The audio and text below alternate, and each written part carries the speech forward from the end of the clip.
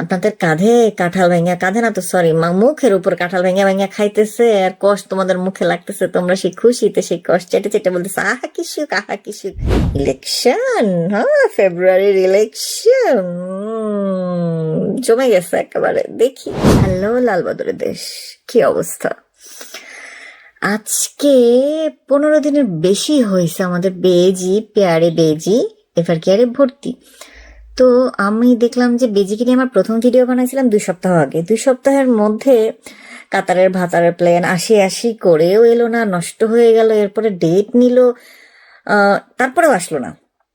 এক রোববার থেকে পার হয়ে আরেক রোববার পার হয়ে আরেক রোববার চলে আসছে, মানে মোটমাট 15 দিন হয়ে গেছে। এখন পর্যন্ত কাতারের ভাতারের প্লেন আসলো না, তার লন্ডন যাওয়াও হইল না, তার চিকিৎসা সংক্রান্ত আপডেট আমরা গত 2-3 দিন যাবৎ নিউজ ফিডেও পাচ্ছি না। কি অদ্ভুত, দেশবাসী যেখানে উদ্বেল হয়েছিল, উন্মুখ হয়েছিল বেজির হেলথ আপডেট জানার জন্য, এখন তার কোনো নিউজ পেপারে নাই, কোনো নিউজ চ্যানেলে নাই। কি অদ্ভুত না। এদিকে দেখেন আমাদের শাওয়াহাদির শাওয়া মাওয়া তো ছিটতে পারে নাই, তার শাওয়া অবশ্য কানের এখানে, তার নাকি মাথায় গুলি লেগেছে।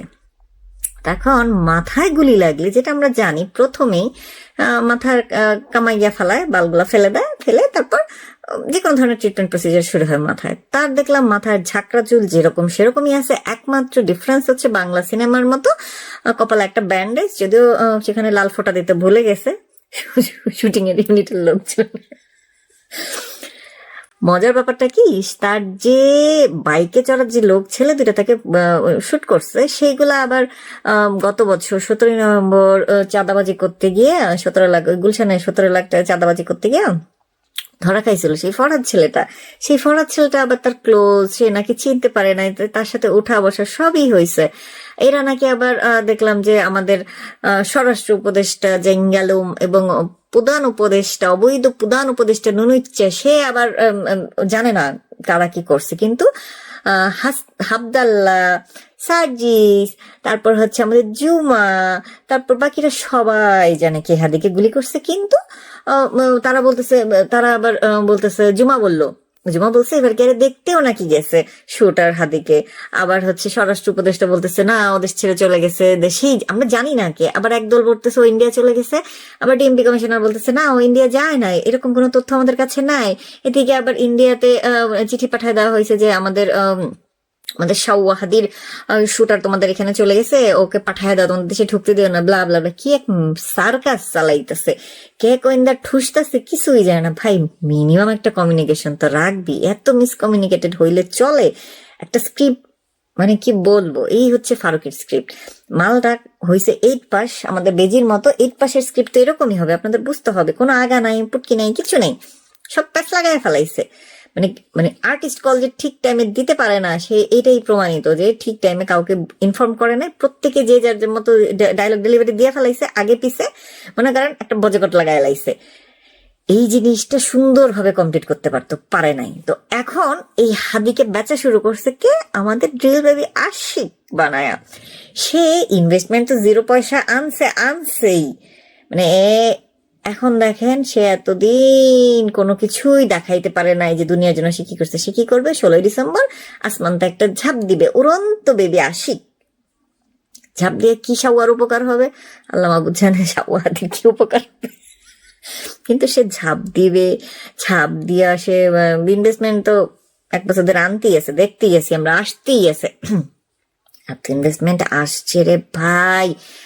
আমাদের আশিক বানায় এত খালি মনে করেন ইনভেস্টমেন্টের বন্যা বসায় দিছে দেশে।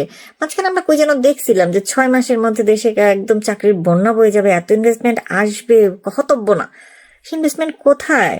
হ্যাঁ, সে তো ঝাপাই যাচ্ছে, ইনভেস্টমেন্ট আসার তো কোনো নাম গন্ধ নাই।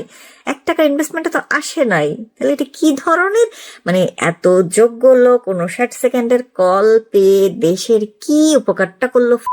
আমি তো কিছু দেখলাম না, আমি তো কোনো উপকার দেখতে পাচ্ছি না। সে একমাত্র যাচ্ছে, আর কিছুই করতেছে না। সে সাকসেসফুলি বন্দর হ্যান্ড ওভার করে দিছে, এটাই তার একমাত্র সাকসেস, যে প্রজেক্ট নিয়ে সে আসছে বেসিক্যালি।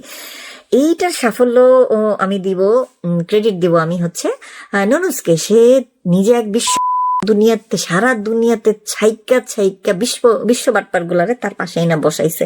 এটাই হয়েছে তার একমাত্র সাফল্য। এবং আপনাদের যাদের খুব প্যারের নুনুস, তারা নুনুসকে 50 বছর রাখেন, কোনো সমস্যা নাই।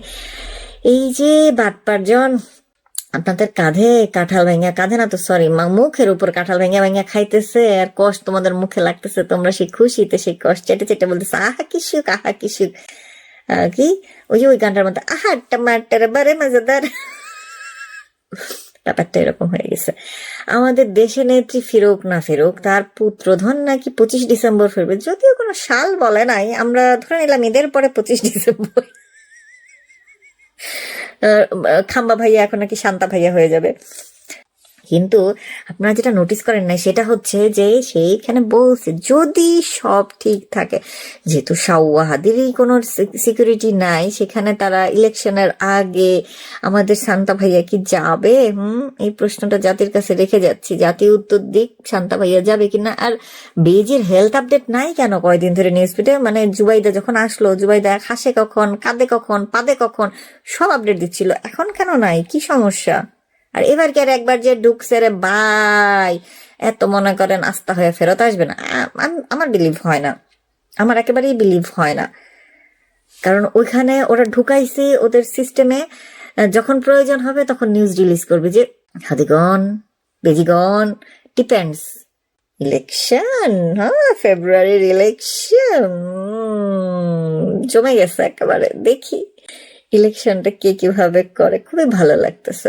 আজকে দেখলাম আমাদের বিকাশ নাহিদ বলতেছে 71 সালে 14 ডিসেম্বর যে বুদ্ধিজীবীদের হত্যা করা হয়েছে, স্বাধীনতাকামী,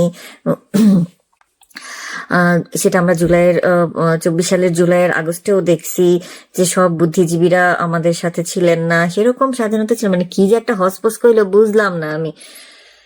1971 সালের বুদ্ধিজীবীরা মুক্তিযুদ্ধের পক্ষে ছিল না, তোরে কে কইছে? পক্ষে যদি না থাকলো তাহলে এতগুলো মারছে কি জন্য? খুশিতে ঠেলায় গড়তে? হ্যাঁ, তোগো মতো আমরা থেকে ফুটতেই ওরা দেশ বেঁচে নাই, বুঝতে পারছস? এক একজন যে কৃতি মানুষ ছিলেন, তাদের মানে কি গুয়ের সমান তোরা হইতে পারবি না।